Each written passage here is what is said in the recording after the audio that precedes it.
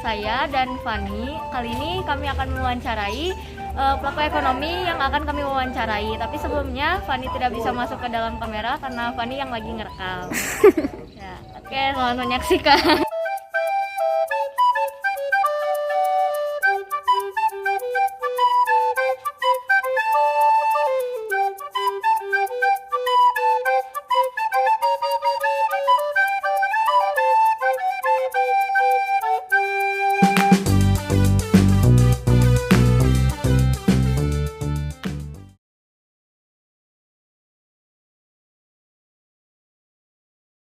Selamat siang Bapak, dengan Bapak siapa Pak? Bapak Edi.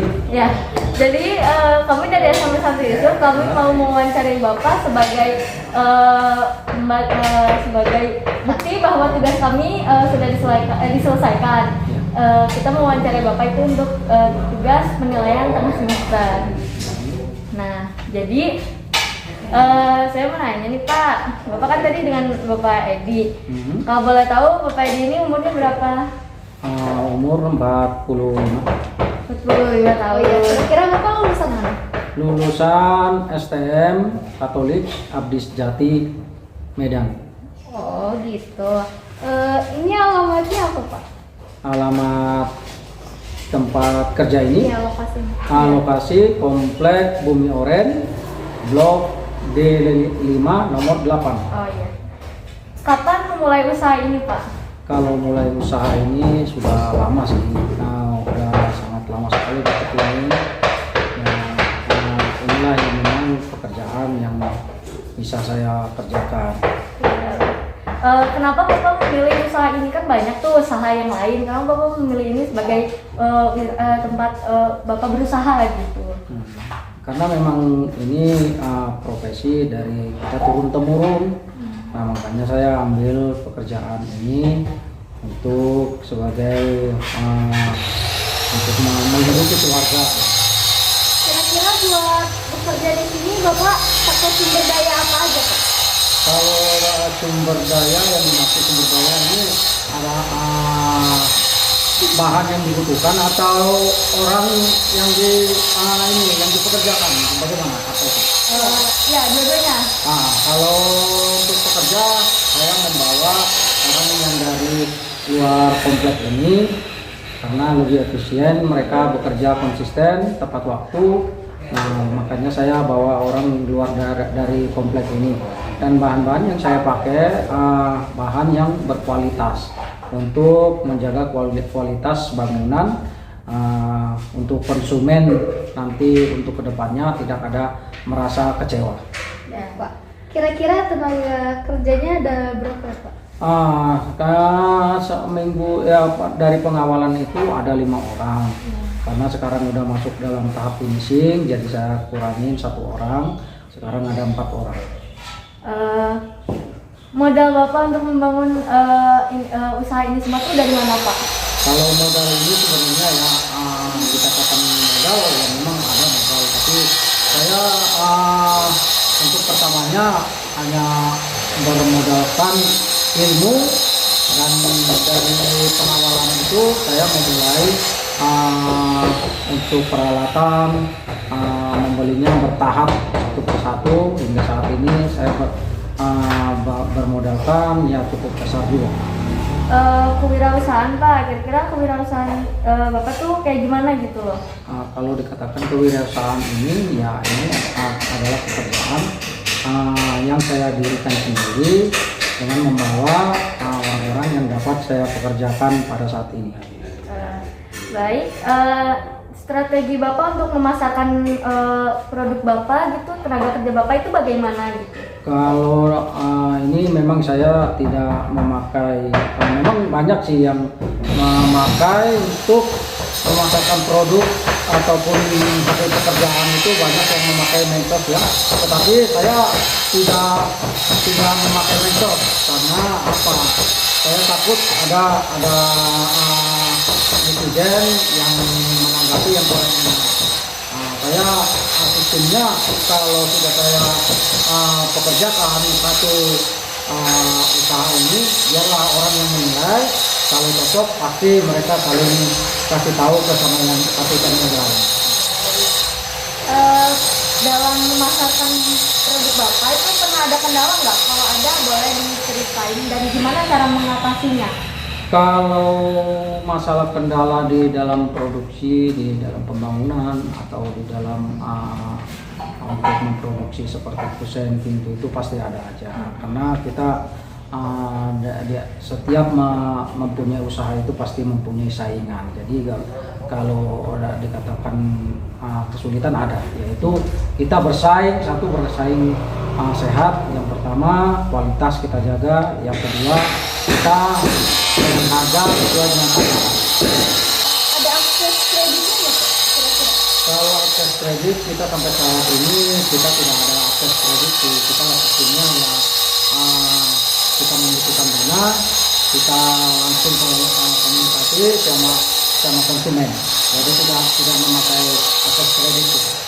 Inovasi produk Pak, inovasi produk itu Bapak tuh kayak gimana inovasi produknya? Inovasi produk itu kita ini selalu menjaga satu itu kualitas produk kita, kedua kualitas kerja kita, ketiga kualitas cara kita memasarkannya. Baik, Bapak memproduksi ini semua, kira-kira konsumennya siapa sih Pak? Kalau konsumennya ini sih ya untuk tahap pertama ya dari keluarga. Nah sesudah dari keluarga juga mereka punya keluarga lagi. Jadi sistemnya berantai gitu. Oke. Di usaha ini Bapak pernah nggak ngerasa bosan? Kalau merasa bosan sih enggak ya, karena memang ini profesi saya. Tapi merasa jenuh ada. Jenuhnya karena apa? Setiap kita memproduksi ataupun membangun sebuah rumah itu kadang sampai setengah tahun, kadang sampai 7 bulan gitu. Jadi kalau bosan enggak, karena memang profesi. Tapi jenuh ada gitu. Kira-kira dari selain pekerjaan ini Bapak punya pekerjaan sampingan nggak? Ada pekerjaan sampingan, memang ada. Kita produksi furniture, pembuatan kusen, lemari seperti itu, supaya kita bisa menjaga kualitas usaha kita. Waktu Bapak mau mulai usaha ini, pernah ngerasa ragu nggak? Kayak, aduh takut gak bakalan bener atau gimana gitu? Pasti, di dalam pengawalan itu pasti ada keraguan. Takutnya apa? Kita sudah mengeluarkan biaya besar, ternyata gagal, ya pasti. Ya. Tapi ya kita harus selalu berdoa, kita mengandalkan Tuhan. Ya puji Tuhan, semua apa yang kita harapkan Tuhan mendengarkan. Sampai saat ini usaha saya berjalan dengan baik.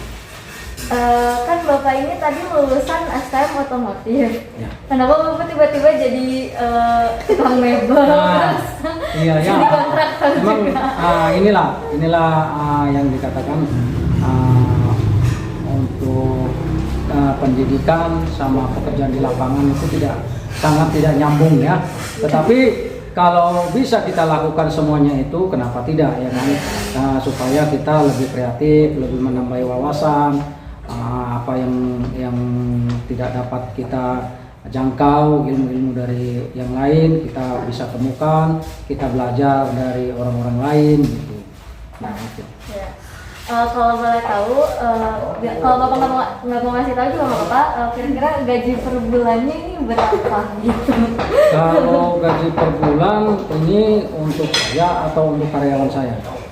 Buat Bapaknya boleh, buat karyawannya juga boleh. Kalau untuk karyawan ya per minggu itu saya bisa ngeluarin hampir 5 juta. Ya. Nah, kalau untuk saya ya cukup lah untuk membutuhi keluarga itu. Baik. Kalau udah gitu, terima kasih Bapak udah mau diwawancarai sama kita untuk menyelesaikan tugas kita. Sekarang kita mau lanjut mewawancarai karyawan-karyawan Bapak Edi ini. Bapak Edi apa Pak? Edi Tampu Bulu. Baik. Makasih Pak. Ya, sama-sama. Selamat siang Bapak, punten mau mewawancarai Bapak sebagai tenaga kerjanya Bapak Edi. Nah, jadi kira-kira kan dipekerjakan nih. Kira-kira pernah ada kendala gak sih sama tugasnya, atau ada yang pernah gak bisa gitu? Pernah nggak? Boleh ceritain?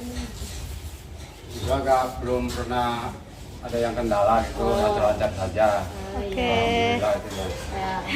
Iya. Ngerjain, Ya. walaupun pelan-pelan itu ternyata jadilah gitu.